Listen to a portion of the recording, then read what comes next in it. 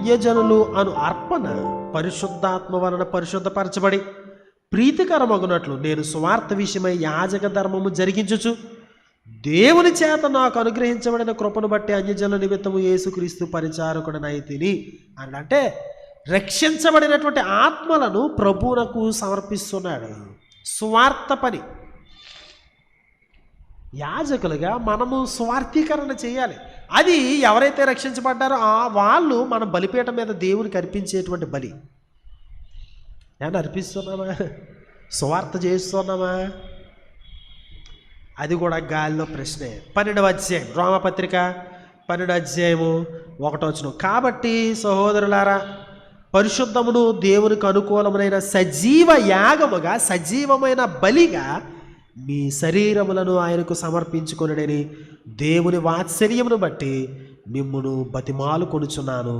ఇట్టి సేవ మీకు యుక్తమైనది.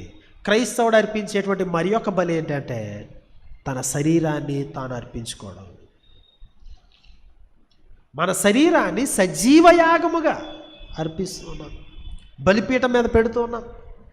నా యొక్క వాయిస్ని, నా పాటలను, నా స్తుతిని మాత్రమే కాదు, నా ఉపకార ధర్మాన్ని, లేకపోతే ఇతరులకు ఉపకారం చేయడం అనేటువంటి బలినే కాదు బలిపీఠం మీద పెట్టేది, లేకపోతే సువార్థీకరణ చేయడం ద్వారా అదేవిధంగా సువార్తకు ఉపయోగకరమైనటువంటి సేవకునికి ఇచ్చేదే కావచ్చు.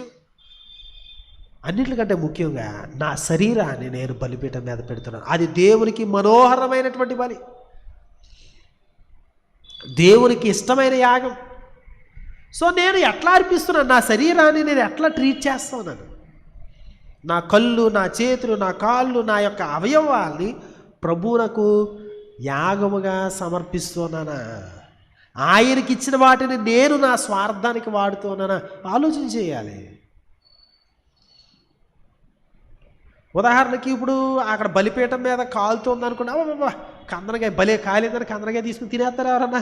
ఆ దేవుడికి అర్పించో, నువ్వు తీసుకోకూడదు. నా శరీరాన్ని ప్రభు కొరకు, ప్రభువా నీ చిత్తానికి నన్ను నేను అప్పగించుకుంటాను. ఈ శరీరంతో అపవిత్రమైన కార్యాలు చేయను, నీకు ఇష్టం లేనటువంటి పనులు ఈ శరీరంతో చేయను అన్నప్పుడు మనము ఏదండి అపవిత్రమైన విధానంలో మన యొక్క కాళ్ళను, చేతులను, మన కళ్ళను వీటన్నిటిని ఎట్లా వాడతాం?